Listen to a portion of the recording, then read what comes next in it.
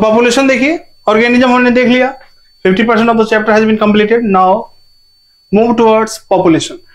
मैंने आपको बताया था ऑर्गेनिजम्स अगर एक जगह इकट्ठा है एक स्पेसिफिक एरिया में, है ना, उसको हम पॉपुलेशन बोलते हैं। पॉपुलेशन मतलब same type of organism, same type of species, उनका ग्रुप को हम पॉपुलेशन बोल देते हैं। पॉपुलेशन के ध्यान से देखें कैसे क्या होता है पॉपुलेशन में। कुछ मोस्ट ऑफ द स्पीसीज, ध्यान देखिएगा, most of the species live in groups in a well defined geographical area, share और compete for similar resources, potentially interbreed, मतलब आपस में इंटरब्रीड कर सकते हैं, सेक्सुअल या एसेक्सुअल दोनों यहां पे ले लेना। इंटरब्रीड को एक्चुअली हम सेक्सुअल ही कहते हैं, लेकिन सेक्सुअल और एसेक्सुअल एनसीईआरटी ने मतलब ध्यान से अलग लाइन लिखा है इसके लिए, तो मैं भी लिख देता हूं कि इसने सेक्सुअल और एसेक्सुअल दोनों को ही इसमें कंसिडर किया है। 10 कॉन्स्टिट्यूट अ पॉपुलेशन।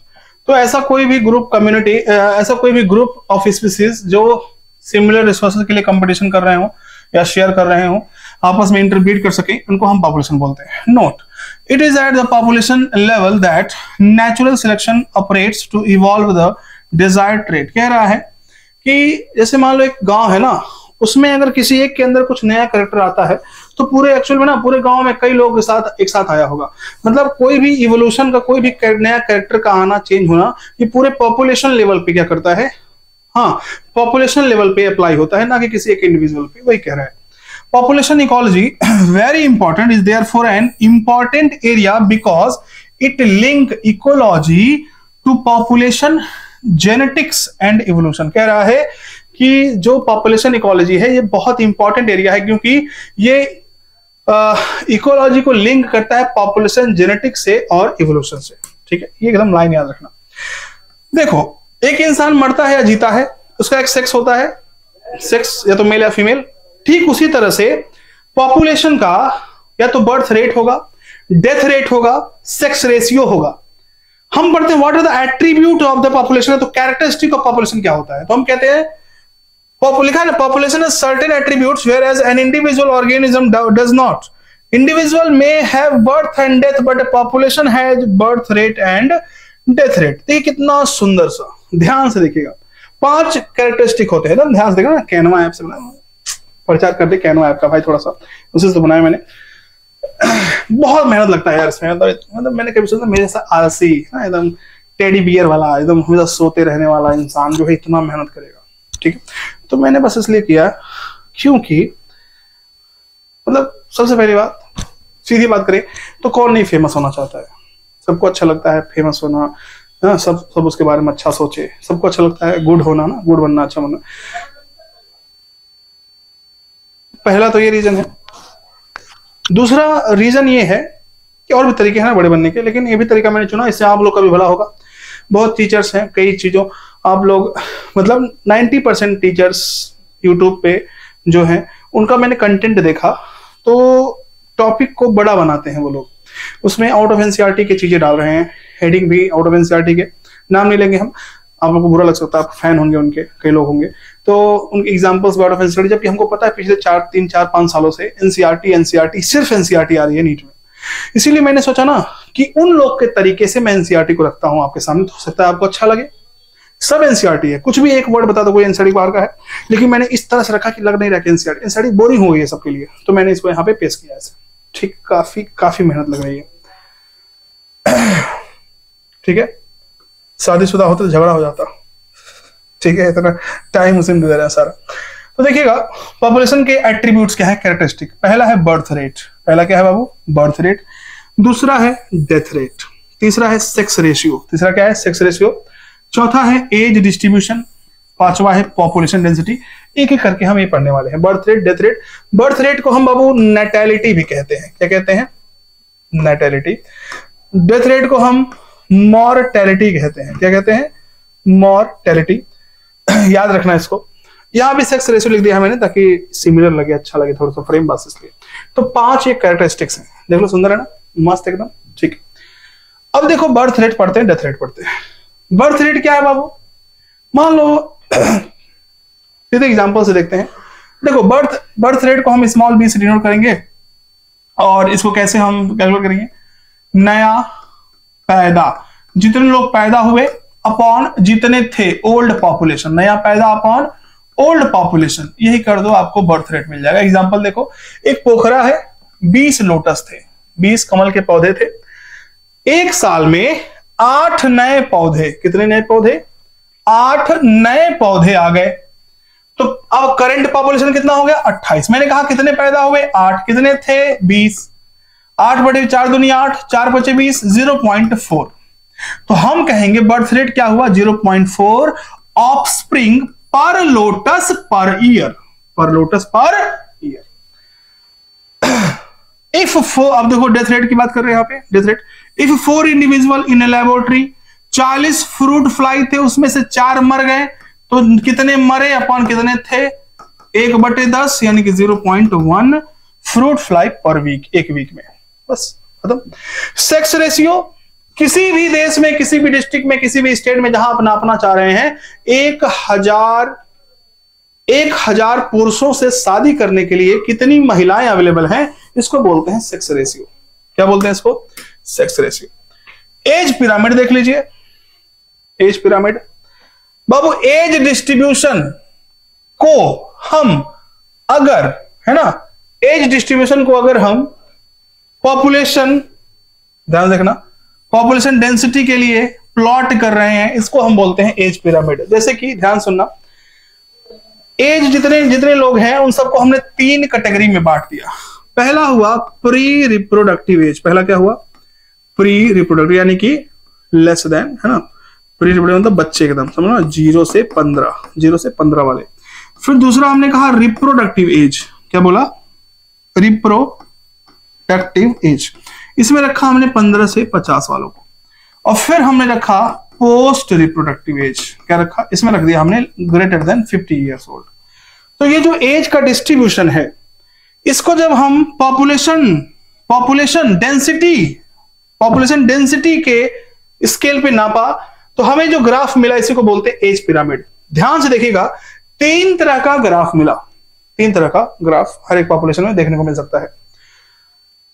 अगर सब लोग देखेंगे, ब्लॉक जो है, नीचे वाला ब्लॉक बस देखना है, नीचे वाला। अगर नीचे वाला ब्लॉक अपने जस्ट ऊपर वाले से बड़ा है तो बोलेंगे एक्सपेंडिंग पॉपुलेशन।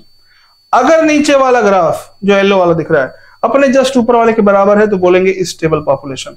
अगर नीचे वाला ग्राफ अपने जस्ट ऊपर वाले से छोटा है तो बोलेंगे डिक्लाइनिंग पॉपुलेशन। समझिए कॉन्सेप्ट को। देखिए, हमने यहां पे नीचे वाले ब्लॉक को माना है प्री रिप्रोडक्टिव। क्या माना है? Pre reproductive. हमने ऊपर के दोनों ब्लू वाले को माना है रिप्रोडक्टिव। क्या माना है? और ये हमने ऊपर वाले को माना है पोस्ट रिप्रोडक्टिव।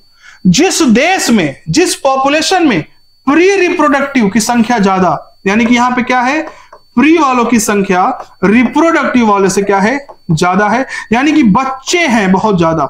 जिस देश में बच्चे बहुत ज्यादा है तो आगे जाकर के भयानक एक्सप्लोजन होने वाला है, बढ़ने वाला है पॉपुलेशन। ध्यान देना, सब क्वेश्चन है ये सब। उसी को हम बोलते हैं एक्सपेंडिंग पॉपुलेशन। क्या बोलते हैं? पक्का यहां पे क्या हुआ होगा? Birth rate is greater than death rate. पक्का क्या हुआ होगा? सब क्वेश्चन बता रहा हूं मैं।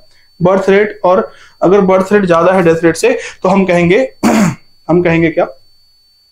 हम कहेंगे हाँ, इंक्रीजिंग पॉपुलेशन है, या तो क्या लिखा हो, एक्सपेंडिंग पॉपुलेशन। अगर बर्थ रेट और डेथ रेट बराबर हो गया, हम कहेंगे जितने मर रहे हैं उतने पैदा हो रहा है, स्टेबल है, ना घट रहा है ना बढ़ रहा। अगर बर्थ रेट कम हो गया, डेथ ज्यादा हो गया, जैसे जापान में, वहां पे कहेंगे डिक्लाइनिंग पॉपुलेशन। क्या बोलेंगे? डिक्लाइनिंग। यहां पे जो शेप मिलता है उसे हम बोलते हैं पिरामिडल। तो बाबू याद रखना, पिरामिड, सब क्वेश्चन आए हुए कहीं ना कहीं पिरामिडल। तो ध्यान से देखना, जो एक्सपेंडिंग में शेप मिलता है पिरामिडल, और जो बाबू हमें यहां पे शेप मिल रहा है, ध्यान से देखो, यहां पे इसको हम बोलते हैं बेल शेप, यानी कि स्टेबल वाले में क्या मिलता है, बेल शेप। ठीक है, यहां पे हमें क्या मिल रहा है, स्पिंडल शेप, या तो हम इसे बोलते हैं बाबू अर्न शेप। क्या बोलते हैं? अर्न, एक सुराही जैसा, मतलब कुछ वैसे ही कुछ बर्तन होता है। ठीक है, यहां पे प्री रिप्रोडक्टिव की संख्या क्या है, ज्यादा है रिप्रोडक्टिव से। यहां पे प्री वाले की संख्या रिप्रो के बराबर है, और यहां पे क्या है, रिप्रो की संख्या क्या हो गई है, ज्यादा, और प्री की संख्या, बच्चों की संख्या कम है, यहां बूढ़ों की संख्या थोड़ी, मतलब बड़े की संख्या ज्यादा हो गई है, जो आगे चल के बूढ़े हो जाएंगे। ये रिप्रेजेंट करता है इंडिया, किसको? इंडिया को। ये करता है लगभग चाइना को, या तो अभी हम कहें तो ऑस्ट्रेलिया को, ठीक है ना। ये करता है, ऑस्ट्रेलिया नहीं कह सकते, यूएसए। ये करता है बाबू जापान, हाईली डेवलप, यहाँ पे रिसोर्सेज ज्यादा हैं, लोग कम हैं, तो इसे हम कहते हैं हाईली डेवलप कंट्री। तो ये 3 तरह के ग्राफ आपको एज पिरामिड्स मिल सकते हैं। अब देखो, हमने पढ़ लिया बर्थ रेट, हमने पढ़ लिया डेथ रेट, हमने पढ़ लिया सेक्स रेशियो, हमने पढ़ लिया पॉपुलेशन हाँ, अब हम पढ़ने एज पिरामिड पढ़ लिया। लास्ट इसमें आता है पॉपुलेशन डेंसिटी। क्या आता है लास्ट?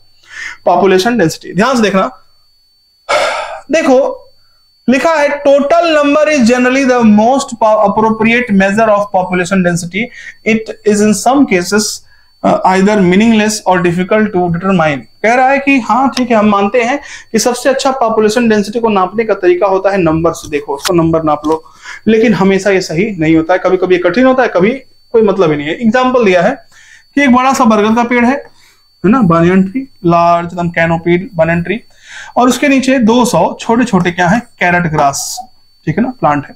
तो अब आप मुझे ये बताइए कि इसमें अगर हम नंबर देखें तो कहेंगे कैरेट ग्रास ज्यादा है, 200 है, बनियन ट्री 1 है, लेकिन इसका कोई मतलब नहीं हुआ, क्योंकि बनियन ट्री खूब ज्यादा कम्युनिटी के लिए काम कर रहा है, खूब ज्यादा प्रोडक्टिविटी दे रहा है। तो हम कहेंगे, क्या कहेंगे? In such cases the percent cover or biomass is a more meaningful measure of the population size. तो इस केस में नंबर नहीं, बल्कि परसेंट कवर, कितना वो कवर कर रहा है, और बायोमास कितना वो, मतलब बायोमास कितना वो प्रोडक्टिविटी दे रहा है, ये फर्क पड़ता है। ठीक है, अब कह रहा है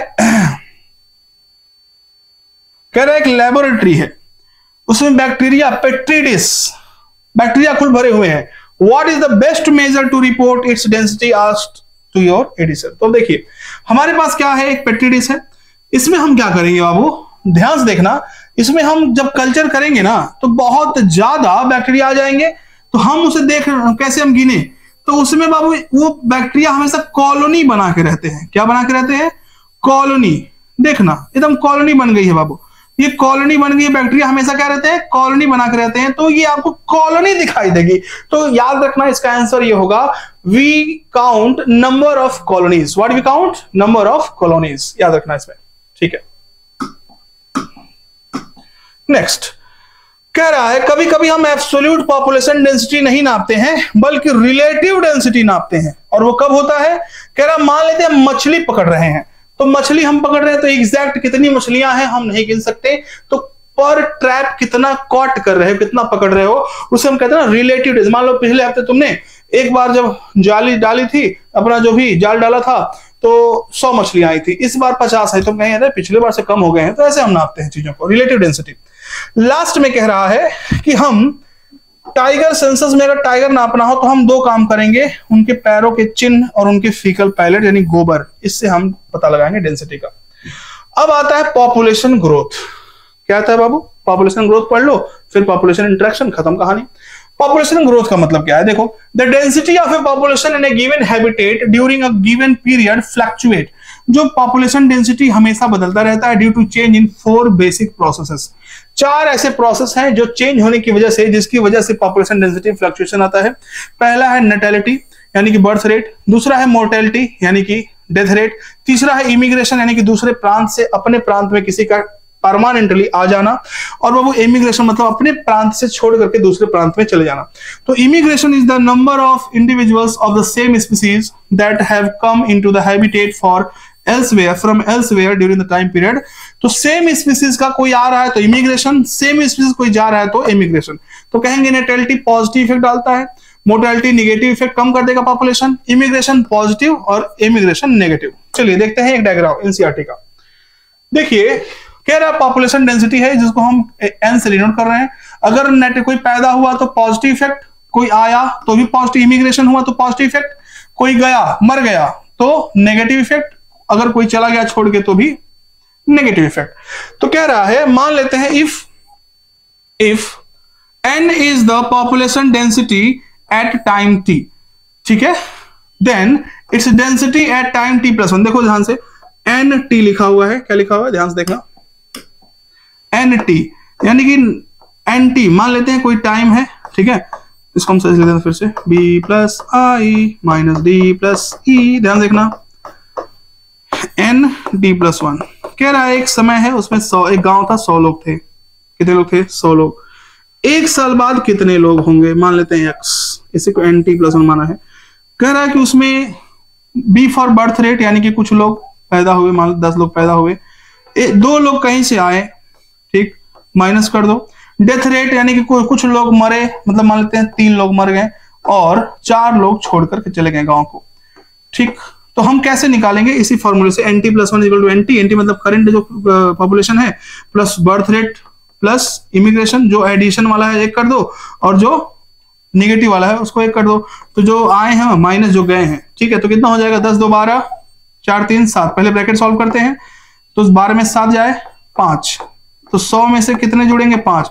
तो एन टी प्लस वन की वैल्यू क्या हो गई? 105। हम कहेंगे कि कुल मिला के 5 लोग बढ़ गए हैं 1 साल में। तो हम इसे ऐसे नाप सकते हैं डेंसिटी को। केसेस देखिए, केसेस में क्या है? केसेस में ध्यान देना।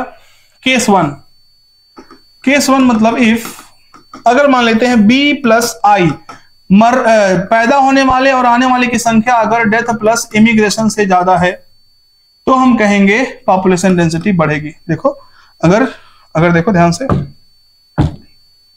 अगर इसकी संख्या ज्यादा है और तो इसकी कम, तो यानी कि पॉजिटिव आएगा तो बढ़ेगा।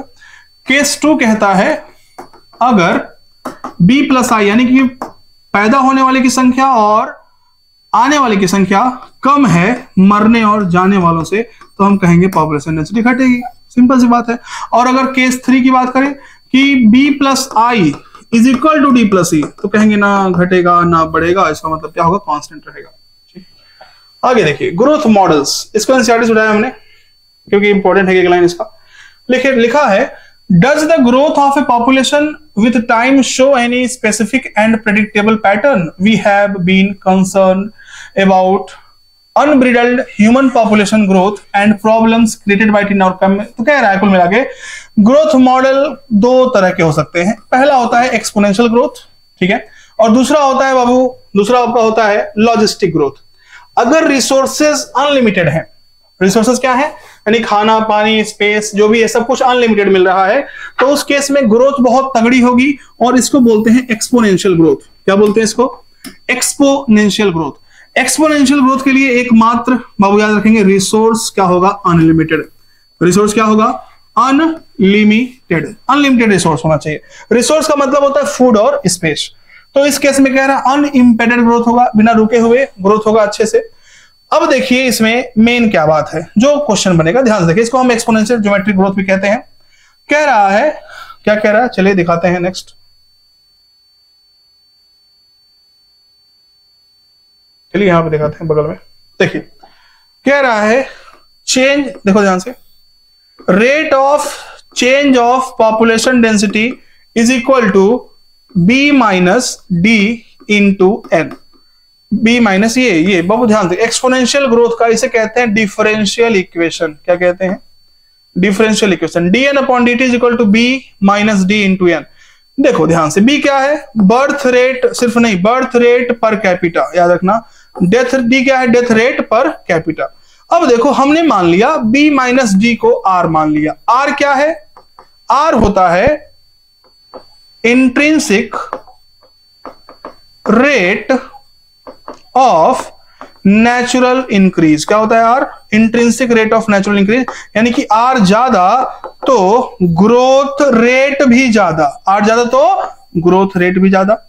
तो हम बी माइनस डी को आर कह रहे हैं, तो हम कह सकते हैं D N upon D T is equal to R N. D N upon is equal to R N. चलिए आगे देखते हैं। आर क्या है बताया मैंने? रिप्रोडक्टिव फिटनेस है। आर की वैल्यू जितनी ज्यादा जिस पॉपुलेशन के लिए, उसका ग्रोथ रेट उतना तगड़ा। अब देखिए हमने कहा ये y axis population density show कर रहा है और x एक्सिस टाइम। तो हम कह रहे हैं कि ध्यान से देखना, ये जो ग्रोथ शो कर रहा है ना, हम जे शेप, कौन सा शेप है? जे शेप, यही है बाबू अनइम्पेडेड ग्रोथ, यानी कि एकदम तगड़ा ग्रोथ, यानी कि रिसोर्सेज अनलिमिटेड है, एकदम घूम के एकदम पूरा बढ़िया से। D N upon D T equal to R N, ठीक है ना। तो ए वाला जो कर्व है क्या दिखा रहा है? D N upon D T equal to क्या? R N. ध्यान से देखना इसको, कह रहा है आर, ठीक है ना। इन इक्वेशन को हम बोलते हैं क्या? नेचुरल इंक्रीज, ये बता दिया हमने, ठीक है। और क्या कहता है? आर बताता है कि क्या लिखा है? is a very important parameter chosen for assessing impact of any biotic or abiotic factor on population growth. अगर R की वैल्यू ज्यादा है किसी पॉपुलेशन में तो हम कहेंगे R की वैल्यू ज्यादा तो पॉपुलेशन तेजी से ग्रो करेगा, यानी कि उस पॉपुलेशन में एबायोटिक अच्छे रोल निभा रहे हैं बायोटिक वाले पे। तो एबायोटिक फैक्टर का क्या इफेक्ट है ना, या फिर एबायोटिक बायोटिक क्या इफेक्ट है पॉपुलेशन पे, इस पे हम कह सकते हैं R के हिसाब से। R का वैल्यू देखो कुछ दिया हुआ है, याद रखना, जो नॉर्वे रैट के लिए कितना है 0.15, ठीक है। फ्लोर बीटल के लिए कितना है 0.12। 1981 में ह्यूमन पॉपुलेशन इंडिया के लिए कितना था 0.0205, याद रखना ये सब R की वैल्यू। अब अगर हम कहें इससे जो dn/dt है, dn/dt is equal to Rn को हम क्या करें इंटीग्रेशन के फॉर्म में लिखें, इंटीग्रल इक्वेशन लिखें, तो क्या होता है nt is equal to n0 e to the power rt, nt is equal to n0 e to the power rt, nt is equal to n0 e to the power rt। nt क्या है population density at time t, जिसपे आप नाप रहे हो, मान लो पहले शुरू में n0 पॉपुलेशन था, आफ्टर टाइम t nt हो गया, तो उस केस में nt का पता लगाना है, तो हम कैसे करेंगे nt is equal to n0 e to the power t rt। n0 क्या है पॉपुलेशन डेंसिटी एट टाइम 0 शुरू में, r क्या है intrinsic rate of natural increase जो कि दिया रहेगा, e क्या है the base of natural logarithm जिसकी वैल्यू याद रखना होगा 2.718, 7 और 1 r क्या होता है 8, याद रखना 2.718, ठीक। नेक्स्ट आता है बाबू लॉजिस्टिक ग्रोथ। क्या आता है नेक्स्ट लॉजिस्टिक ग्रोथ, कह रहा है कोई पॉपुलेशन स्पीसीज जो होती है बाबू वो नेचर में कभी भी बहुत मुश्किल है कि अनलिमिटेड रिसोर्स मिले उसको, ठीक है ना। This lead to competition between individual for limited resource. अब इससे क्या होगा, अगर लिमिटेड रिसोर्स है तो कॉम्पिटिशन तगड़ा होगा, जो फिट होगा वही सर्वाइव करेगा और वही रिप्रोड्यूस करेगा। The governments of many country have also realised this fact and introduced various restraints यानी कि resistance या तो limit with a view to limit human population growth. In nature, a given habitat has enough resources to support a maximum possible number beyond which no further growth is possible. Let us call this limit as nature's carrying capacities. इसको हम K से denote करेंगे for that species in that habitat. जैसे कि मान लेते हैं हमारे क्लास में मान लो 200 बच्चे बैठ जाते हैं, तो हमारी क्लास एक हैबिटेट है, एक इकोसिस्टम है, तो वहां पे उसकी कैपेसिटी कितनी है, उसकी कैरिंग कैपेसिटी कितनी है 200, तो 200 लोग आराम से बैठ सकते हैं उसमें। उससे ज्यादा अगर आप बैठाएंगे तो सारे लोगों के प्रॉब्लम होगी, सबको लिखने में प्रॉब्लम होगी, देखने में प्रॉब्लम होगी, अच्छे से ग्रो नहीं कर पाएंगे, ठीक है। तो वही कह रहा है किसी भी एक हैबिटेट में जो वो मैक्सिमम नंबर है, जिस मैक्सिमम जितना बैठ सकते हैं उसको हम बोलते हैं कैरिंग कैपेसिटी। तो population growing in a habitat with limited resources show initially a lag phase, very important। पहले कौन सा फेज आएगा lag phase, उसके बाद एक्सेलरेशन फेज, खूब तेज से ग्रोथ होगा, एंड डिसेलरेशन, फिर क्या होगा एकदम याद रखना डिसेलरेशन, और लास्ट में क्या हो जाएगा बाबू एसिम्पटोट। क्या होगा अभी समझाते हैं हम आपको, चलिए देखिए ध्यान से क्या मैं बताना चाह रहा हूं। देखो शुरू में क्या है, ध्यान देखना लैग फेज, शुरू में क्या है बाबू, देखो बहुत ज्यादा बढ़ेगा नहीं, लैग फेज शुरू में क्या है लैग फेज, फिर बढ़ना शुरू होता तगड़ा, इसको बोलेंगे क्या, देखो पूरा इसको बोलेंगे एक्सेलरेटेड फेज, लॉग फेज भी बोलते हैं, एक्सेलरेटेड फेज। फिर क्या हुआ, अब देखो धीरे धीरे कम हो रहा है, इसको बोलेंगे डिसेलरेटेड फेज, और जब ये इस लाइन के जाके बराबर हो गया इसको बोलेंगे एसिम्पटोट। वेरी वेरी इंपॉर्टेंट बाबू, एक ज्योमेट्रिकल ये लैंग्वेज है, ये वर्ड है एसिम्पटोट। इसका मतलब होता है जब दो लाइन आपस में पैरेलल हो जाए और जाके कहीं इंटरसेक्ट ना करें तो उसको हम एसिम्पटोट कहने लगते हैं, ठीक है। अब देखिए नेक्स्ट, तो इसमें हमने यही बात कर रही थी, ठीक। अब देखो इसके लिए क्या हुआ, एक साइंटिस्ट थे जिनका नाम था वर्ल्स्ट पर्ल। क्या नाम था, क्या नाम था वर्ल्स्ट पर्ल। उन्होंने कहा कि रिसोर्सेज लिमिटेड होते तो नहीं है, इसलिए उन्होंने कहा ठीक है हम कुछ मॉडिफिकेशन करते हैं, dn/dt is equal to Rn तो आपने सुना था, लेकिन एक और जोड़ दो कनक, कौन जोड़ दो कनक, k minus n/k, k minus n/k, और जो k माइनस n/k था बाबू इसी को हमने बोल दिया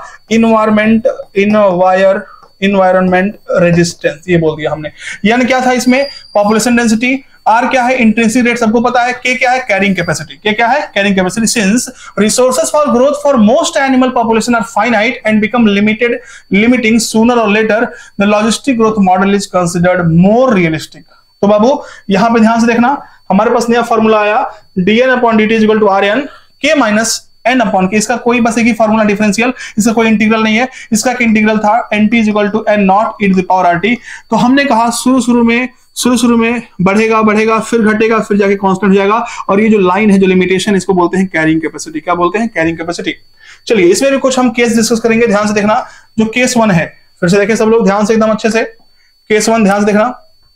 केस 1, इफ न्यू कॉलोनी, नई कॉलोनी बन रही है तो क्या होगा बाबू, उसमें कैरिंग कैपेसिटी बहुत ज्यादा होगा, एन की मात्रा बहुत कम होगी। उस केस में हमारे पास फॉर्मूला है dn upon dt is equal to rn k minus n upon k। तो अगर नई कॉलोनी बन रही है तो k बहुत ज्यादा, n बहुत कम। k बहुत ज्यादा तो ये बहुत ज्यादा, ये बहुत कम, इसको नेगलेक्ट कर दिए तो ये कट के क्या हो गया? जीरो हो गया। नहीं, कट के देखो यहाँ पे ध्यान से, सॉरी यहाँ देखो, अगर k minus n upon k हमने कर दिया, तो अगर k ज्यादा है n बहुत कम, नेगलेक्ट कर दिया, k अपॉन k 1 हो गया, 1 इंटू rn, तो हम कहेंगे dn अपॉन dt क्या हो गया? rn। तो अगर कोई नई कॉलोनी बसाई गई है तो कैरिंग कैपेसिटी बहुत ज्यादा है, वहां पे लोग बहुत कम है, तो शुरू में ग्रोथ कैसा होगा? एकदम एक्सपोनेंशियल। अगर हम केस 2 की बात करें, ध्यान से देखना। Case 2, if k is equal to n, k बराबर भर गया एकदम, कॉलोनी भर गई, उस केस में फॉर्मूला फिर वही है, ध्यान से देखना सबको, dn upon dt equal to rn k minus n upon k। तो अगर देखेंगे तो ये दोनों बराबर इससे बराबर घटेगा तो 0 अपॉन k 0 इंटू rn 0, तो हमें मिलेगा dn upon dt is equal to 0। ये इधर गया 0, यानी कि dn चेंज इन पॉपुलेशन कितना? 0। अगर किसी का चेंज 0 होता है इसका मतलब होता है कि वो होता है कांस्टेंट। क्या होता है? कांस्टेंट। तो हो गया कांस्टेंट। क्या हो गया? कांस्टेंट। क्या हो गया बाबू? सिंपल सा कांस्टेंट हो गया। तो हम कहेंगे इसको हम बोलते हैं एसिम्पटोट। क्या बोलते हैं? ध्यान समझना, एसिम्पटोट, यानी k की वैल्यू जो n के बराबर, इसको बोलते हैं एसिम्पटोट। क्योंकि अब ये जो लाइन है बाबू, ये लाइन जो इसके बराबर हो गई, लाइन क्या होगी? इसके बराबर हो गई, तो बोलते हैं एसिम्पटोट। पूछता है क्वेश्चन, अगर k upon n is equal to 1 है तो कैसा केस बोला? एसिम्पटोट। क्यों? k is equal to n है ना, तो इसका रेशियो भी क्या होगा? 1 होगा। बोले यस। ठीक है। पूछता है मोर रियलिस्टिक कौन है? मोर रियलिस्टिक कौन है? तो कह देना कि जे शेप वाला, सॉरी एस शेप वाला, सिग्मॉइड वाला, ठीक है ना, बोल देना आराम से, लॉजिस्टिक वाला, वही रियलिस्टिक ज्यादा है। गॉट इट ना? कोई दिक्कत नहीं। नेक्स्ट, लाइफ हिस्ट्री वेरिएशन, छोटा सा बस देख लेना। Some organism breed only once, कुछ ऐसे ऑर्गेनिज्म है अपने लाइफ में एक ही बार क्या करते हैं? रिप्रोडक्शन करते हैं।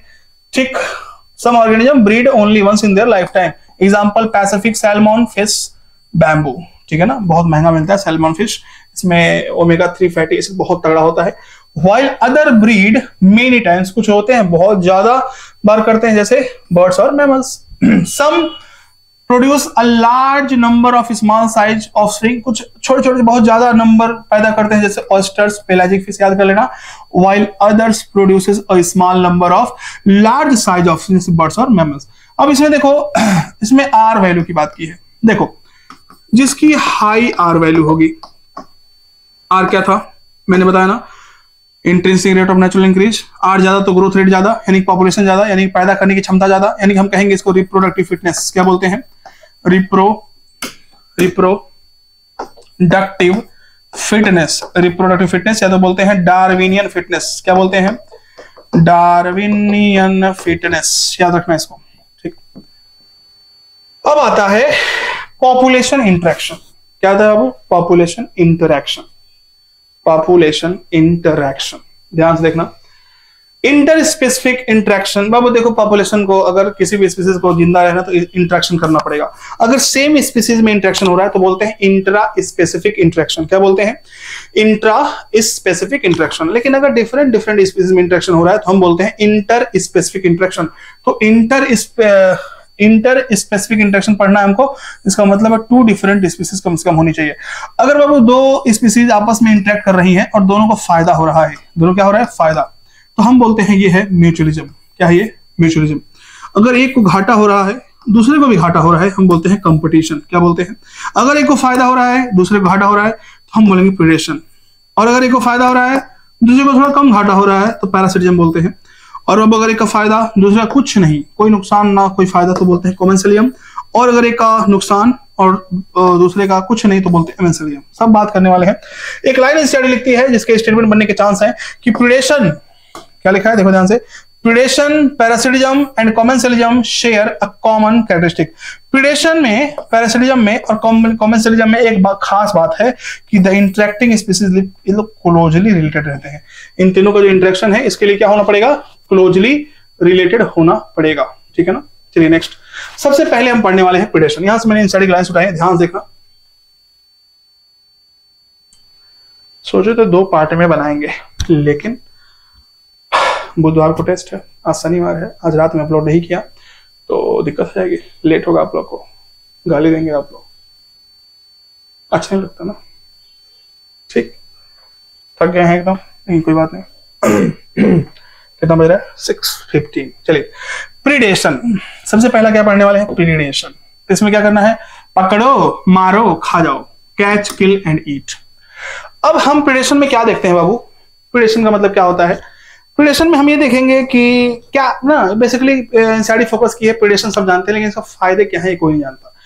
प्रीडेशन का पहला फायदा क्या है, एक्ट एज कंडुइट, कंडुइट मतलब चैनल, ध्यान से देखना, act as channel for energy transfer across trophic level, ठीक है ना। Predator play other important roles. चलो पहला ये हो गया, पहला समझो। मान लो प्लांट की एनर्जी टाइगर तक पहुंचाने के लिए बीच में क्या चाहिए, हर्बिवोरस चाहिए और कुछ कार्निवोरस चाहिए, तो सीधे हर्बिवोरस चाहिए। मतलब कि अगर प्लांट को हिरन ना खाए, प्लांट को गोट ना खाए, तो क्या शेर जो है या टाइगर जो है पेड़ को खा सकता है, नहीं खा सकता, पौधों को नहीं खा सकता।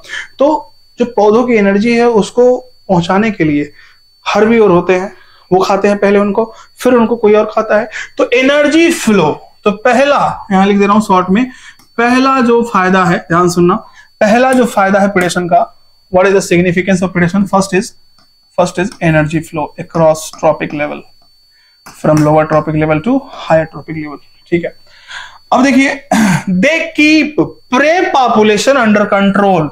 बाबू अगर शिकारी ना रहे तो शिकार जो होंगे बहुत उछलेंगे कूदेंगे, कम से कम डर बना रहता है, पॉपुलेशन उनका कंट्रोल रहता है, तो कहेंगे प्रे पॉपुलेशन, बगल में लिख लेना, जो लोग पहली बार पढ़ रहे होंगे, प्रे पॉपुलेशन अंडर, जो हमसे पढ़े होंगे उनके नोट्स में एकदम एक चीज यही होगा, अंडर कंट्रोल, प्रे पॉपुलेशन को कंट्रोल में रखेंगे। दूसरा फायदा हो गया, but for predators prey species could achieve very high population densities and cause ecosystem instability. अगर बाबू प्रेडेटर नहीं रहेंगे तो प्रे जो होंगे खूब ज्यादा उनकी संख्या बढ़ जाएगी और स्टेबिलिटी खत्म हो जाएगी इकोसिस्टम की, इसीलिए जरूरी है। When certain exotic species are introduced into a geographical area, they become, example दिया है, invasive and start spreading fast because the invaded land does not have its natural predators। Example दिया है कि बाबू क्या कह रहा है कि अगर हम बाहर से लाकर किसी जीव जंतु को, किसी पेड़ पौधों को हम अपने देश में लगा दें तो उस देश में बहुत तेजी से वो फैलेगा। क्यों? क्योंकि उसका कोई नेचुरल प्रीडेटर नहीं है। एग्जांपल दिया है इन 1920s, वेरी इंपॉर्टेंट, इसलिए मैंने इसको अंडरलाइन पहले से कर दिया था कि छूटे ना, ध्यान से देखना। इन 1920s ऑस्ट्रेलिया में इंट्रोड्यूस किया गया प्रिकली पियर, एकदम कांटेदार कैक्टस, उसने एकदम तबाही, हैवॉक मचा दिया, मिलियंस ऑफ हेक्टेयर में फैल गया क्योंकि उसका कोई नेचुरल प्रीडेटर खाने वाला नहीं था। फाइनली ये जो कैक्टस है उसको कंट्रोल में लाया गया। कैसे बाबू? जब एक कैक्टस को खाने वाला प्रीडेटर मॉथ को लाया गया, from its natural habitat was introduced into the country, ठीक है ना, याद रखना इसको, एग्जांपल है, ठीक है। तीसरा जो फायदा है बाबू, तो एग्जांपल उसका है कि जो प्रीडेटर है वो प्रे को कंट्रोल में रखता है, औकात में रखता है। तीसरा जो इसका बाबू फायदा है, biological control method adopted in agriculture pest control are based on the ability of the predator to regulate. तो याद रखना इसको, बायोलॉजिकल। तो एग्जांपल बताए थे हम, गैम्बूशिया। गैम्बूशिया एक मछली है जो मॉस्किटो का लार्वा खाती है और मॉस्किटो को औकात में रखती है, मॉस्किटो लार्वा, ठीक है। Predator also help in maintaining species diversity in a community by reducing the intensity of competition among competing prey species. चलिए, अगर प्रीडेटर नहीं रहेगा तो प्रे की संख्या बढ़ जाएगी, उनमें कंपटीशन बढ़ जाएगा, और कंपटीशन जब बढ़ेगा तो वो लोग विलुप्त हो जाएंगे। एग्जांपल देखिएगा ध्यान से कह रहा है, in the rocky intertidal community of the American Pacific coast of, वहां पे बाबू एक रॉकी इंटरटाइडल एरिया, मतलब ऐसा एरिया जहां पे पहाड़ भी हो, पानी भी हो, उसको रॉकी इंटरटाइडल कहते हैं। वहां पे अमेरिकन पैसिफिक कोस्ट पे एक बाबू प्रीडेटर था स्टारफिश पिजेस्टर, क्या नाम था? स्टारफिश पिजेस्टर। क्या किया गया, एक्सपेरिमेंटली उसको रिमूव कर दिया गया, जितने भी स्टारफिश वहां पे थे, तो देखा गया कि more than 10 species of invertebrates become extinct with in a year because of inter specific competition. कह रहा है कि जैसे ही सारे स्टारफिश पिजेस्टर को वहां से हटाया गया तो स्टारफिश पिजेस्टर का जो भोजन था, इनवर्टिब्रेट्स थे, वो सारे विलुप्त हो गए। मतलब सारे नहीं, 10 स्पीसीज विलुप्त हो गए। क्यों? क्योंकि उनकी संख्या बढ़ गई, और जब संख्या बढ़ी तो वो लोग कंपटीशन करने लगे आपस में, रिसोर्सेस कम पड़ गए और वो सारे विलुप्त हो गए। तो इससे ये पता चलता है कि प्रे पॉपुलेशन को के बीच में कंपटीशन कम रखता है कौन? प्रीडेशन, ठीक है ना, predator. If a predator is too efficient and over exploit its prey, अगर प्रीडेटर कुछ ज्यादा ही शिकार करने लगा, अपने शिकार का ओवर एक्सप्लॉइटेशन करने लगा, then the prey might become extinct and following it the predator will also become extinct for lack of food. This is the reason why predators in nature are prudent. कह रहा है predator prudent होते हैं। ऐसा क्यों? क्योंकि predator prudent मतलब समझदार होते हैं, कि जानते हैं कि अगर हम अपने शिकार को बहुत ज्यादा खा लेंगे तो शिकार मर जाएंगे सारे, और अगर शिकार सब खत्म हो गए तो हम भी खत्म हो जाएंगे। इसीलिए कहते हैं ये लोग ओवर एक्सप्लॉइट नहीं करते हैं। Prey species have evolved various defenses to lessen the impact of predation. Some species of insect and frogs are cryptically colored camouflage to avoid being detected easily by the predator. Some are poisonous and therefore avoided by the predator. कह रहा है कि nature जो देखो बाबू, predator को वो शक्ति दी है कि खाओ तुम प्रे को, तो प्रे को भी शक्ति दी है कि तुम बचो, तो जो उन दोनों में फिट रहेगा वो जीत जाएगा। तो इसने कहा कि जैसे कुछ मेढक होते हैं, कुछ इंसेक्ट होते हैं जो कलरफुल होते हैं, जो अपने सराउंडिंग से एकदम मैच खाते हैं और उनको पकड़ना इतना आसान नहीं होता है, इसको बोलते हैं camouflage. Okay, to avoid being detected easily नहीं पकड़ पाएगा। कुछ तो पॉइजनस होते हैं, इसलिए कोई प्रेडेटर उनके पास नहीं जाता। कुछ एग्जांपल दिया है, the monarch butterfly is highly distasteful to its predator birds because of a special chemical present in its body. Interestingly, the butterfly acquired this chemical during its caterpillar stage by feeding on a poisonous weed. कह रहा है कि एक butterfly बाबू जिसका नाम क्या है? Monarch. कौन बटरफ्लाई? मोनार्च। ये इतनी गंदी टेस्ट है इसकी कि कोई बर्ड अगर खाए थूक देगी, तो कोई बर्ड इसके पास ही नहीं जाती है। और पूछता है क्वेश्चन कि ये इसके पास कैसे आया, ऐसे कैसे हुआ कि वो डिस्टेस्टफुल हो गई? तो कह देना कि जब ये बचपन में छोटी थी तो गलती से क्या खा ली थी? फीडिंग ऑन पॉइजनस वीड, कुछ जैसे कैलोट्रोपिस होता है, इसको खा ली थी, इसीलिए हो गया। अब देखिए कुछ और बातें यहाँ पे कंपटीशन से पहले। For plant, herbivore are the predator. Plant को कौन खाता है? हर्बियोर। तो हर्बियोर क्या हो गए? प्रेडेटर हो गए। Nearly 25% of the all insects are known to be phytophagous. मतलब 25% जितने भी एनिमल्स हैं, उनमें से जितने भी इंसेक्ट हैं, ठीक है ना, जितने भी इंसेक्ट हैं उनमें से 25% क्या है? जो प्लांट पे खाते हैं, प्लांट के सैप, पत्ता, वो सब, ठीक है, part of plant. The problem is particularly severe for plant because unlike an animal they can not run away from their predator. कह रहा है कि सब कुछ ठीक है, लेकिन प्लांट के लिए थोड़ी दया आती है कि जो पौधे होते हैं वो भाग नहीं सकते प्रेडेटर से, इसलिए उनको थोड़ा सा प्रेडेशन से कैसे बचाया जाए। तो कह रहा है plant therefore have evolve an astonishing variety of morphological and chemical defences against herbivorous. तो कह रहा है नेचर कभी भी इनइक्वालिटी नहीं करती है, उन्होंने प्लांट को भी बनाया है बढ़िया, और प्लांट को भी कुछ ऐसी गुण दिए हैं जिससे कि क्या कर सकते हैं, वो बच सकते हैं। कैसे?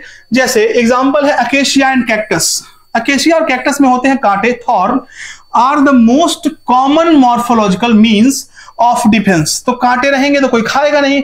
Many plant produce and store chemical that make the herbivore sick when they are eaten, inhibit feeding or digestion, disrupt its reproduction or even kill it. कह रहा है कि नेचर ने कुछ प्लांट को इतना भयानक केमिकल दे दिया है कि जो हर्बियोर उसे खाएगा ना, उसको इतनी दिक्कतें हो सकती है। क्या हो सकती हैं? वो बीमार हो सकता है, और उसकी फीडिंग एफिशिएंसी कम हो सकती है, और उसका रिप्रोडक्टिव पार्ट भी कुछ दिक्कत हो सकता है, रिप्रोडक्शन इंपॉर्टेंट हो सकता है। You must have seen the weed. अब इसको याद रखना, एक वीड है जिसका नाम है कैलोट्रोपिस, जो कि अबैंडन्ड फील्ड, मतलब जहां पे कोई आबादी नहीं होती वहां पे जमता है। द प्लांट प्रोड्यूसेस हाईली, जो प्लांट है उसके पास बहुत हाईली पॉइजनस एक केमिकल होता है जिसका नाम है कार्डियक ग्लाइकोसाइड्स। क्या नाम है? Cardiac glycosides. And that is why you never see any cattle eagle or goat browsing on this plant. कभी भी इसलिए आप किसी भी herbivore को इसके आसपास देखेंगे नहीं. A wide variety of chemical substances that was extracted from plant on a commercial scale. कह रहा हम निकोटीन, कैफीन, क्विनीन, स्ट्रिक्नीन, अफीम, ये सब जो हम निकालते हैं प्लांट से, एक्चुअल में नेचर ने इसे बनाया है डिफेंस के लिए, ताकि आप उसके पास ना जाए. लेकिन आप आदमी हैं, आप सबका यूज करते हैं, आप औरत हैं, सबका यूज करते हैं, तो आप जरूर इसका भी यूज करेंगे, क्योंकि आपको पता है कि कितना हम मात्रा में, अमाउंट में यूज करें कि मजा आएगा आपको. ठीक है, तो ये था प्रेडेशन. अब आता है कंपटीशन. कंपटीशन में दोनों का घाटा. कंपटीशन में क्या है? दोनों का जबरदस्त घाटा बाबू. तो अकॉर्डिंग टू डार्विन, ध्यान से समझना, ध्यान समझेंगे. अच्छा, कुछ बातें और कर ले इसमें. When Darwin spoke of the struggle for existence and survival of the fittest in nature, he was convinced that inter-specific competition is a potent force in organic evolution. इसके ये शायद क्लास में ये लाइन में छूट गया था, इसको बताना, तो फिर से ये बात सुन लें सब लोग, ध्यान से देखें. कह रहा है कि competition is a potent force in organic evolution. Very very important line. क्या है मतलब इसका? देखो यार, दो लोग अगर हैं, दोनों लोगों में से आगे वो बढ़ेगा जो हमेशा ना आगे बढ़ने की कोशिश करेगा. अगर दोनों कोशिश कर रहे हैं तो दोनों में से जो बढ़िया कोशिश करेगा वो आगे बढ़ेगा. तो ऑर्गेनिक इवोल्यूशन, जो लिविंग ऑर्गेनिज्म के बीच में इवोल्यूशन है, उसके लिए एक पोटेंट फोर्स, उसके लिए एक आगे बढ़ने की शक्ति का काम करता है. कौन? कंपटीशन. इसका मतलब ये है. तो it is generally believed that, तो डार्विन ने ये कहा था कंपटीशन तभी होगा when closely related species compete for same resource that are limiting, but this is not true. उन्होंने कहा पहली बात कि क्लोजली रिलेट होने चाहिए स्पीसीज, क्लोजली रिलेटेड होने चाहिए, और रिसोर्सेज क्या होने चाहिए? लिमिटेड. रिसोर्सेज क्या होने चाहिए? लिमिटेड. अगर ऐसा हुआ तब जाकर के कंपटीशन होगा. लिखा but this is not entirely, ये हमेशा सही नहीं है. क्यों? क्योंकि पहले, अब इनको हम झुठलाते हैं. पहली बात ये, totally unrelated species could also compete for the same resource. कह रहा है डार्विन के हिसाब से, कह रहा है कि कंपटीशन तभी होगा जब दो स्पीसीज एकदम क्या हो, दो स्पीसीज एकदम क्लोजली रिलेटेड हो, तभी होगा. और दूसरी बात, अगर रिसोर्सेज अनलिमिटेड लिमिटेड हो तभी होगा. लेकिन ऐसा नहीं. अभी हम प्रूव करने वाले हैं कि एग्जांपल के द्वारा कि अगर क्लोजली रिलेटेड नहीं, अनरिलेटेड स्पीसीज है तो भी कंपटीशन हो रहा है, और अगर अनलिमिटेड फूड है तो भी कंपटीशन हो रहा है. चलिए देखते हैं. लिखा है यहां पे, ध्यान से देखना. In some shallow South American lake, visiting flamingos and resident fishes compete for their common food, the zooplanktons in the lake. ठीक है ना. पहला कह रहा है कि एक लेक था, है ना, शैलो वाटर लेक. कहां पे याद रखना, कहां पे? साउथ अमेरिका में. वहां पे, वहां की जो रहने वाली फिशेस थी, वो लोग जू प्लैंक्टन्स खाते थे. क्या खाते थे? लेकिन उड़ के बाहर से आने वाली फ्लेमिंगो भी उनसे कंपटीशन करने लगी. क्यों? जू प्लैंक्टन खाने के लिए. तो हम कहते थे जू प्लैंक्टन्स को लेकर के कंपटीशन हो गया. जू प्लैंक्टन्स की मात्रा बहुत ज्यादा थी, नहीं थी, हमें यहाँ पे ये नहीं देखना है. हमें यहाँ पहला वाला चीज रॉन्ग प्रूफ करना है कि दोनों रिलेटेड हैं. मछली और एक फ्लेमिंगो बर्ड में कोई क्या रिलेशन है? कुछ नहीं. वो कहाँ रहता है, ये कहाँ रहती है. तो पहली बात हमने गलत प्रूफ किया कि दो अनरिलेटेड स्पीसीज में भी कंपटीशन हो सकता है. दूसरा, secondly, resources need not to be limited for competition. Competition के लिए रिसोर्स लिमिटेड हो जरूरी नहीं. एग्जाम्पल इसका क्या दिया हुआ है?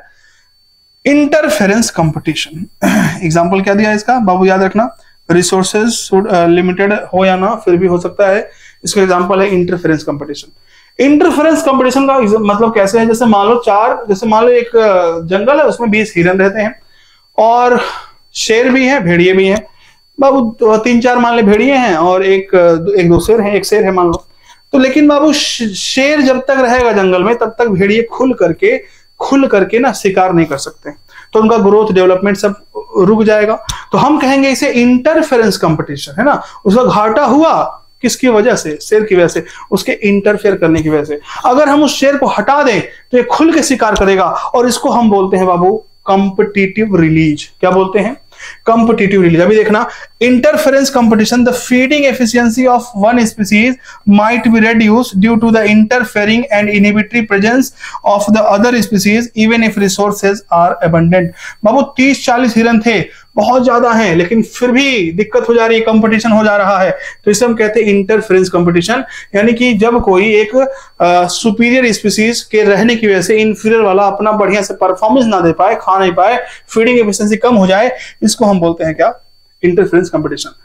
Therefore, competition is the best defined as a process in which the fitness of one species is significantly lower in the presence of another species. It is relatively easy to demonstrate in laboratory experiments, as Gauss and other experimental ecologists did. When resources are limited, the competitively superior species will eventually eliminate the other species. But evidence for such competitive exclusion occurring in nature is not always conclusive. कह रहा है competition को हम best define कैसे कर सकते हैं? कह रहा है कि अगर किसी भी एक बड़े किसी सुपीरियर स्पीसीज के रहते वक्त जो अगर कोई सुपीरियर स्पीसीज है, उसकी फीडिंग एफिशिएंसी तगड़ी है, उसका बॉडी साइज बड़ा है, तो वो क्या करेगा? छोटे वाले को हटा देगा जो इंफीरियर वाला है, ठीक है ना? तो कंपटीशन में वो जीत गया। अब देखिए वो कहा, इन्होंने कहा कि ऐसा हमेशा नहीं होता है ना, लिखा है ना, देखो जो एक्सक्लूजन प्रिंसिपल है, किसी की जो बड़ा वाला होगा छोटे वाले को हटा देगा, इज नॉट ऑलवेज कंक्लूसिव। अब देखो कुछ और एग्जांपल यहां पे दिए हैं। Abingdon tortoise in Galapagos Island become extinct within a decade after goats were introduced on the island, apparently due to the greater browsing efficiency of goats। तो ये एक्सक्लूजन प्रिंसिपल का एग्जांपल दिया है कि एक गैलापागोस आइलैंड था, वहां पे सिर्फ कछुए रहते थे, लेकिन जब वहां पे बकरियों को इंट्रोड्यूस करा गया, वहां बकरियों को लाया गया, तो सारे कछुए क्या हो गए? एक डिकेड, एक दशक के अंदर गायब होने लगे। क्यों? क्योंकि बकरियां भी घास खाती थी, वो भी घास खाते थे, उन लोगों का रिसोर्स सेम है, भले ही अनलिमिटेड नहीं है, भले ही लिमिटेड है, लेकिन दिक्कत क्या हुई? इसकी फीडिंग एफिशिएंसी ज्यादा थी बकरी की, इससे मतलब सुपीरियर था ये, लेकिन वो बहुत धीरे धीरे खाता था, तो ये सब खा लेती थी, वो बेचारा भूखा रह जाता था, इसलिए वो सारे क्या हो गए? एक्सक्लूड कर दिए गए वहां से। अब आता है कॉम्पिटिटिव रिलीज, जो बताया मैंने कि अगर इंटरफेरेंस कंपटीशन है तो a species whose distribution is restricted to a small geographical area, एक स्पीसीज है जो बहुत छोटे से एरिया में रह रहा है, क्योंकि उससे सुपीरियर स्पीसीज बाहर है तो डर रहा है। Because of the presence of a competitively superior species is found to expand it distributional range dramatically when the competing species is experimentally removed। तो कह रहा है कि कॉम्पिटिटिव रिलीज मतलब कंपटीशन का खत्म होना। अगर इंटरफेरेंस कंपटीशन है कि अगर सुपीरियर स्पीसीज की वजह से इंफीरियर वाला खा पी नहीं पा रहा है, तो जब हम सुपीरियर को हटाएंगे तो इंफीरियर अपना रेंज बढ़ा देगा, इसको हम बोलते हैं क्या? Competitive release. अब आता है एक और experiment, कॉर्नेल्स elegant field experiment.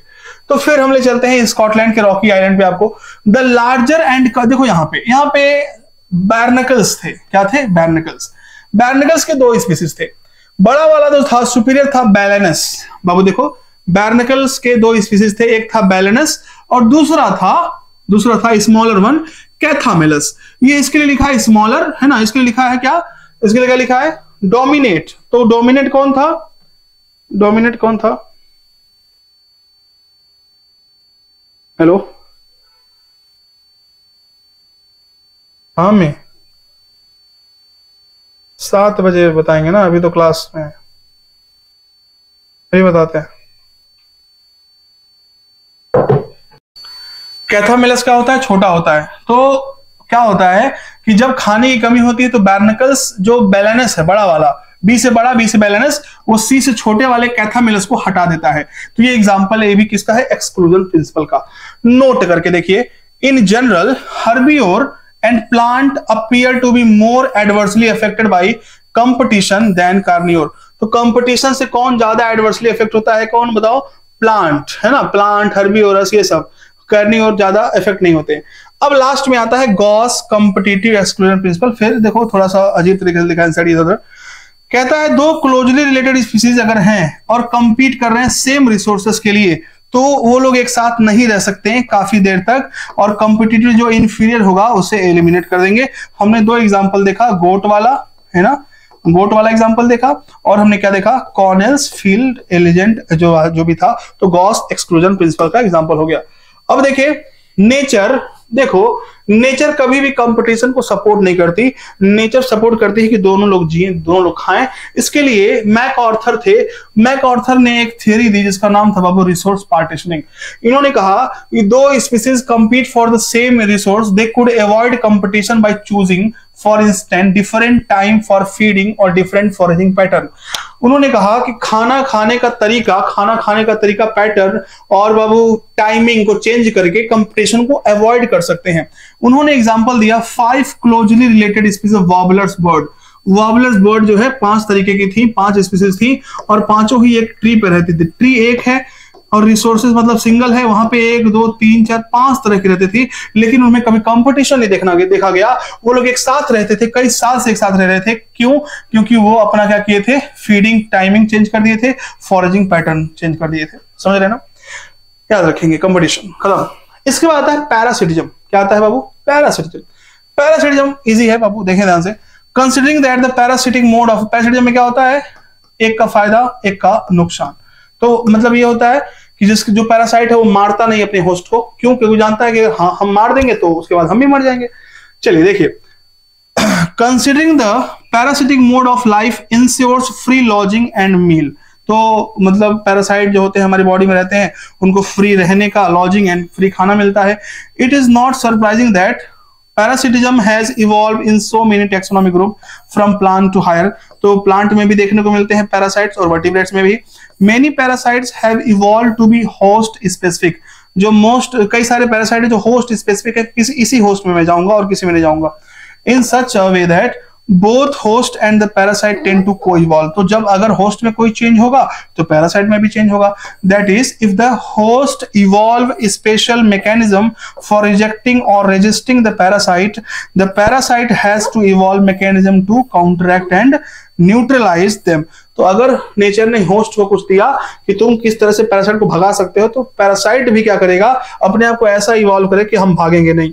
In order to be successful with the same host species, ठीक है ना, उसी में रहने के लिए, सक्सेसफुल होने के लिए, in accordance with their lifestyle, parasites evolve special adaptation such as, very very important, पूछेगा क्या वो स्पेशल एडाप्टेशन है जो पैरासाइट को जिंदा रखने के लिए जरूरी है। पहला है loss of unnecessary sense organ.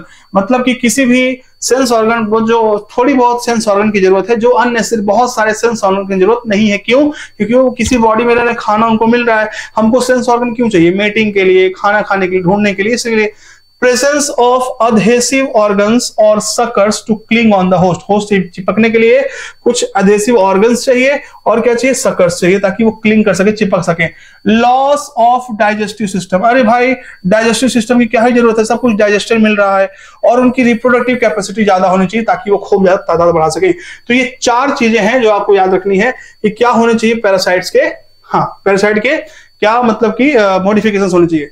The life cycle of parasites are often complex, involving 1 or 2 intermediate hosts or vectors to facilitate parasitization of its primary host। कह रहा है कि इनकी लाइफ साइकिल बहुत कॉम्प्लेक्स होती है, कभी कभी 1 या 2 इंटरमीडिएट होस्ट भी हो सकते हैं। जैसे एग्जांपल दिया है, ध्यान रखिए क्या एग्जांपल है। द ह्यूमन लिवर फ्लूक एक ट्रीमेटोड पैरासाइट है, depends on 2 intermediate host, a snail and a fish, to complete its life cycle. तो ह्यूमन के पास जो लिवर फ्लूक होता है, उससे पहुंचने के पहले वो कहां रहता होगा? स्नेल्स में और फिश में, तब जाके उसकी लाइफ साइकिल कंप्लीट होती है। मेजॉरिटी ऑफ द पैरासाइट, याद रखना, majority of parasite harm the host, they may reduce the survival, growth and reproduction of the host and reduced its population density। तो क्या करते हैं, जो मोस्ट ऑफ द बात आती है ना कि क्या हार्म करते हैं, तो हमारे बॉडी में रह रहा है, हमें बीमार कर रहा है, हमारा न्यूट्रिशन ले रहा है, हमारी ग्रोथ को रोक देगा, हमारी रिप्रोडक्टिव कैपेसिटी कम कर देगा, हमारे पॉपुलेशन डेंसिटी कम कर देगा। They might render the host more vulnerable to the predation by making it physically weak। तो जिस प्रेडेटर के अंदर जिस होस्ट के अंदर पैरासाइट रह रहा है, वो होस्ट थोड़ा कमजोर हो जाएगा, और वो कमजोर होगा तो प्रेडेटर आसानी से खा लेगा उसको। तो इनडायरेक्टली वो हेल्प कर रहा है किसकी? प्रेडेटर्स के। एक्टोपैरासाइट, जो बाबू सरफेस बॉडी के बाहर रहते हैं, है ना, एक्सटर्नल सरफेस पे। एग्जांपल इसका याद रखेंगे, देखो ध्यान से। क्या एग्जांपल है, देखो ध्यान से, lice on humans and ticks on dog. ठीक है, कुछ मैराइन फिश हैं जो कोपेपॉड्स पे भी रहते हैं, एक्टोपैरासाइट कोपेपॉड्स। देखिए कैस्कटा जो कैस्क्यूटा, हाँ कैस्क्यूटा जो है ये अमरवेल, a parasitic plant that is commonly found growing on hedge plant पे रहता है। ये हैज लॉस्ट, क्यों रहता है, क्योंकि इसके पास अपना क्लोरोफिल नहीं है, लीव्स नहीं है, ठीक है ना, और इसलिए उसको न्यूट्रिशन के लिए क्या चाहिए, कोई ना कोई प्लांट चाहिए, हेज प्लांट चाहिए। तो Cuscuta is an example of plant, या फिर कहेंगे हाँ मतलब प्लांट में एक्टोपैरासाइट होते हैं। The female mosquito is not considered a parasite although it need our blood for, ठीक है, रिप्रोडक्शन। कैन यू एक्सप्लेन, ऐसा क्यों, although it's क्यों नीड ब्लड फॉर रिप्रोडक्शन, क्यों ऐसा है, वाई। तो बाबू कहते हैं कि ये फूड के लिए नहीं ब्लड लेता है, बल्कि रिप्रोडक्शन के लिए लेता है, रिप्रोडक्शन के लिए। तो हम कहते हैं रिप्रोडक्शन के, इसलिए कहते हैं कि ये पैरासाइट नहीं है। एंडोपैरासाइट बॉडी के अंदर रहते हैं, कमाल दिखा रहे हैं। एग्जाम्पल, लीवर में रहेंगे, किडनी में रहेंगे, लंग्स में, रेड ब्लड सेल में, ऐसे में रहेंगे, ठीक है ना। एग्जाम्पल क्या है, The life cycle of endoparasite are more complex because of their extreme specialization। अंदर रहते हैं बॉडी के, क्या पीएच है, एसिडिक है, बेसिक, उसमें जिंदा रहना है, कितनी गर्मी है, तो इनका जो लाइफ साइकिल होगा और कॉम्प्लेक्स होगा in comparison to ectoparasite. Their morphological and anatomical features are greatly simplified while emphasizing their reproductive potential। ठीक है, अब देखिए आता है इसमें last brood parasitism. Brood parasitism क्या है, इसके एग्जाम्पल के लिए हम बात करते हैं कोयल, और कोयल कुक्कू कहते हैं इंग्लिश में, कुक्कू नॉट कुक्कुर, कुक्कू और क्रो कौआ। तो कोयल जो होती है वो घोंसला नहीं बनाती है, तो क्या करती है, वो जो कौआ के पास जाती है, जब कौआ अपना अंडा देता है तो उसी में अपना भी अंडा दे देती है। कौआ कहीं गए हैं तो इसने अपना अंडा दे दिया, उसके अंडे गिरा दिया, तो अब इसका अंडा नेचर ने क्या किया, इसको जिंदा रखने के लिए, भाई इसको बनाने आता नहीं घोंसला, तो क्या किया नेचर ने, इसको इसका जो अंडा है ना एकदम सेम टू सेम करवा दिया क्रो जैसा। तो जो कौआ कौवी आते हैं तो पहचान नहीं पाते हैं, तो अब जब ये अंडे से बाहर निकलती होगी कोयल तो फिर चली जाती होगी इसके साथ। अब ये होता है ब्रूड पैरासिटिज्म। घाटा किसका हुआ, कौवे का, फायदा किसका हुआ, कोयल का। तो लिखा है brood parasitism in birds is a fascinating example of parasitism in which the parasitic bird lay its egg in the nest of its host and let the host incubate them.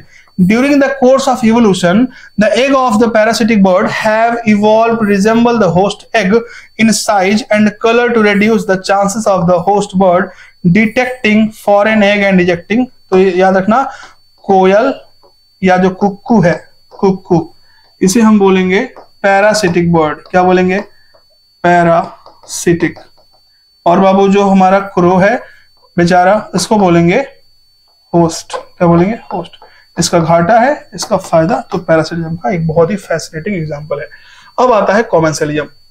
कॉमेंसेलिज्म में बाबू एक का फायदा एक का कुछ नहीं। तो एग्जांपल क्या है, पहला ऑर्किड ग्रोइंग ऑन एपी, तो एक इसको हम कहते हैं एपीफाइट। जब प्लांट के ऊपर प्लांट जब उगता है तो बोलते हैं एपीफाइट।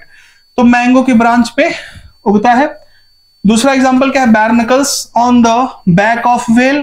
ठीक है, तो ना मैंगो ट्री को कोई फायदा है ना तो वेल को कोई फायदा है। ठीक, डिराइव एनी अपेरेंट बेनिफिट। तो बाबू जो बैर्नकल्स हैं वेल के पीठ पे, उनको ट्रांसपोर्टेशन मिल रहा है, उनको न्यूट्रिशन कैसे मिल रहा है, न्यूट्रिशन मतलब नहीं खाना इससे नहीं मिल रहा है, फूड मिल रहा है। फूड कैसे मिल रहा है, ये जो हमारा जो ये पीठ पे जिसके है ना, उस पीठ पे जब वो मान लो वेल खाना खाती होगी, टूट के पीछे आते होंगे कुछ चीजें, या फिर घूमती है तो अनेकों फूड मिलते होंगे, वैरायटी। तो इसको हम कहते हैं कि इसको फायदा मिलता है, किसको, बैर्नकल्स को। लेकिन किसको फायदा नहीं मिलता है, वेल को फायदा नहीं मिलता है। Cattle, egret and grazing cattle in close association, a sight you are most likely to catch if you live in farmed rural area, is a classic example of commensalism। कह रहा भैंस के आसपास एग्रेट बर्ड्स होती हैं। जब भैंस घास चरती है तो उसमें से कीड़े निकलते हैं और कीड़ों को बर्ड्स खा लेती है, और बर्ड जब खा लेगी तो बर्ड का फायदा हो गया, लेकिन भैंस का कोई फायदा नहीं होता है। द एग्रेट ऑलवेज फॉरेस्ट, तो ये बता दिया मैंने। अब देखें इंटरेक्शन बिटवीन, नेक्स्ट क्या दिया है, सी एनिमोन, ठीक है ना, और क्लाउन फिश। तो जो सी एनिमोन होती है, ध्यान से देखो, सी एनिमोन के पास क्या होते हैं, टेंटिकल्स होते हैं। तो सी एनिमोन और क्लाउन फिश, तो क्लाउन फिश इनके आसपास मंडराती है, साथ में रहती है, इनको कुछ नहीं करते हैं ये लोग, तो ये इसी के पास रहती है, तो ये प्रेडेटर से बचाता है इसको। तो इसका क्या, क्लाउन फिश का फायदा, इसका कुछ नहीं, तो कॉमेंसलिज्म हो गया। ठीक है ना, याद रखेंगे इसको। आता है म्यूचुअलिज्म। बाबू म्यूचुअलिज्म क्या है? म्यूचुअलिज्म में दोनों का फायदा जबरदस्त। म्यूचुअलिज्म में 3 बात याद रखना कि को एग्जिस्टेंस होना चाहिए। क्या होना चाहिए? को एग्जिस्टेंस होना चाहिए, को एक्सटिंक्शन होना चाहिए। क्या होना चाहिए? को एक्सटिंक्शन, एक गया दूसरा गया, और को इवोल्यूशन, तुम बदलोगे तो हम बदलेंगे। ठीक, सबसे पहले ये देखने को कहां मिलता है? सबसे पहला क्या है इसका example? Lichens.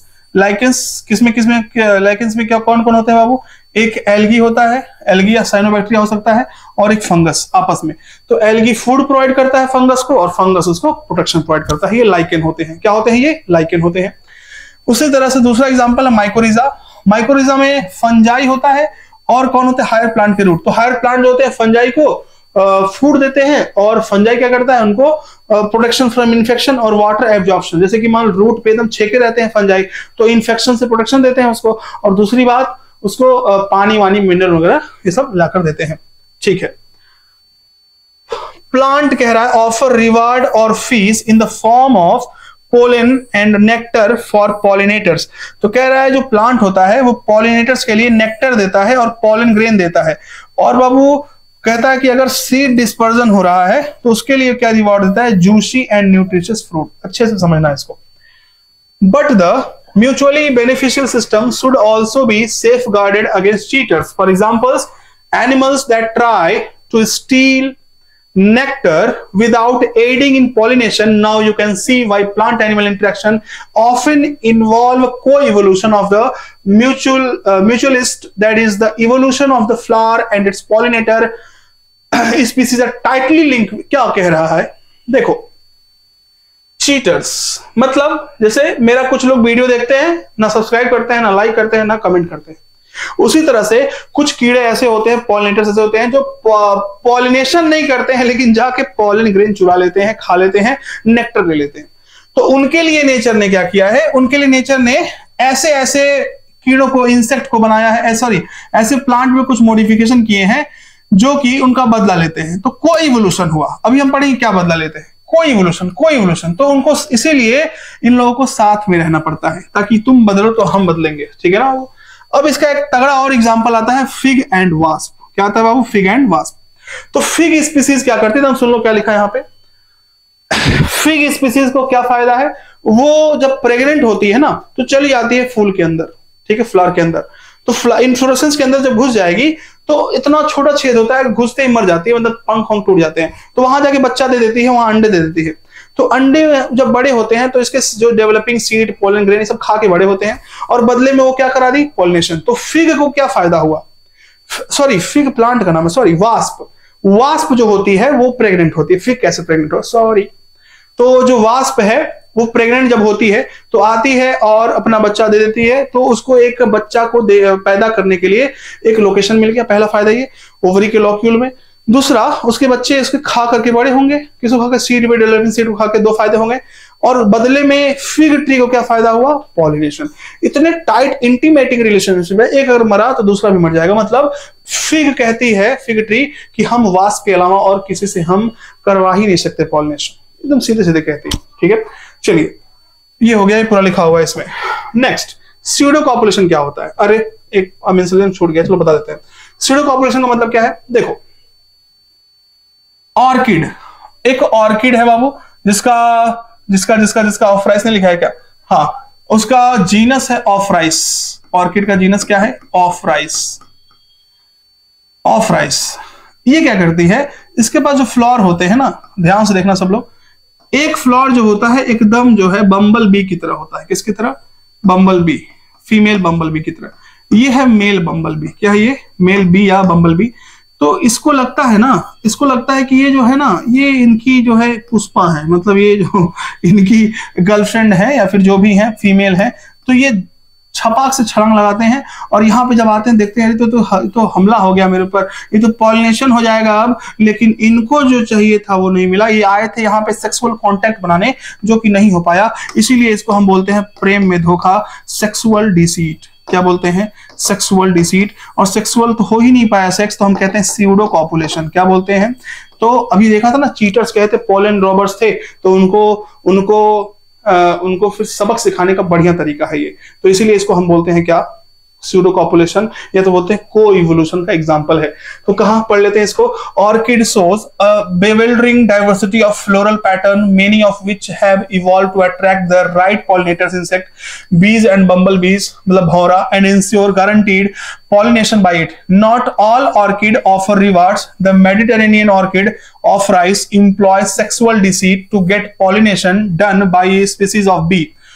One petal of its flower bears an uncanny resemblance to the female of the bee. Bee के फीमेल जैसा एक उसका पेटल दिखता है। Color and marking, the male bee is attract, male भी अट्रैक्ट होता है। It perceives as female, female की तरह उसे समझता है। स्यूडो कॉपुलेट करता है विद द फ्लावर, फ्लावर साथ कॉपुलेशन कर रहा था, and during that process is dusted with pollen, pollination हो जाता है। व्हेन दिस सेम बी मतलब pseudocopulates with another flower, it transfer pollen, तो पोलन का ट्रांसफर इस तरह से हो जाता है। Pollination, the flower. Here you can see how co-evolution operate. If the female bee's color pattern change even slightly for any reason during evolution, pollination success will be reduced unless the orchid flower co-evolve to maintain the resemblance. कह रहा है यहाँ पे ये तगड़ा example है co-evolution का, और आप देख रहे हैं अगर थोड़ी भी इसमें कोई भी दिक्कत हुई तो पूरा का पूरा pollination गड़बड़ा सकता है। ठीक है, अब लास्ट में शायद मैं लिखना भूल गया था, सीधा थैंक यू बोल दिया। एमेंसेलियम, एक्चुअल में एनसीईआरटी भी दिया नहीं एमेंसेलियम। देखो एमेंसेलियम में क्या होगा, समझ लें सब लोग, जाए नहीं अभी। एमेंसेलियम में एक का नुकसान दूसरे का कुछ नहीं। तो क्या होता है इसमें, देखो ध्यान से, प्लांट है, एनिमल है या माइक्रोब है, इसमें से रिलीज होंगी चीजें, रिलीज सबस्टेंसेस, ठीक है ना, रिलीज सबस्टेंसेस बाई प्रोडक्ट के रूप में, बाई प्रोडक्ट, और ये जो सबस्टेंसेस है वो किल कर देंगे दूसरे को, किसी प्लांट को, किसी एनिमल को या किसी माइक्रोब को। तो हम इसे हम क्या कहेंगे, एमेंसेलियम। मतलब इसने जानबूझ के इसको नहीं मारा, लेकिन ये मर गया, इसका घाटा हुआ, ऐसा कुछ नहीं हुआ, एमेंसेलियम। एग्जाम्पल है एंटीबायोटिक। एग्जाम्पल क्या हो गया, एंटीबायोटिक जो फंगस रिलीज करता है और मर जाता है बैक्टीरिया, तो फंगस जानबूझ के रिलीज नहीं करता है। तो ये एग्जाम्पल हो गया एमेंसेलियम का, एक का घाटा एक का कुछ नहीं। तो ये बहुत ही प्यारा सा लेक्चर आपके सामने था, फुल एनर्जेटिक, लास्ट में थोड़ी डाउन हो गई energy. Thank you for watching. ठीक है बाबू, thank you for watching, thank you for क्या, thank you for watching, thank you for watching, thank you for watching. तो नेक्स्ट वीडियो आपका क्या होगा, कमेंट करिएगा, बताइएगा, बना देंगे, सभी लोग देखेंगे। और जान लेना, कमेंट अगर नहीं किए ना, पता नहीं क्यों नहीं करते हो तुम लोग, कमेंट करना चाहिए ना, अच्छा लगता है देख के ना, तो उससे क्या होता है और ज्यादा एनर्जी मिलती है कि हम चलो एक और वीडियो बनाएंगे, खूब कमेंट आएगा, खूब नाम होगा, ऐसे कुछ। तो मेरा भी फायदा, तुम्हारा फायदा, म्यूचुअलिज्म है कि नहीं बोलो। चलिए मिलते हैं नेक्स्ट वीडियो में, थैंक यू।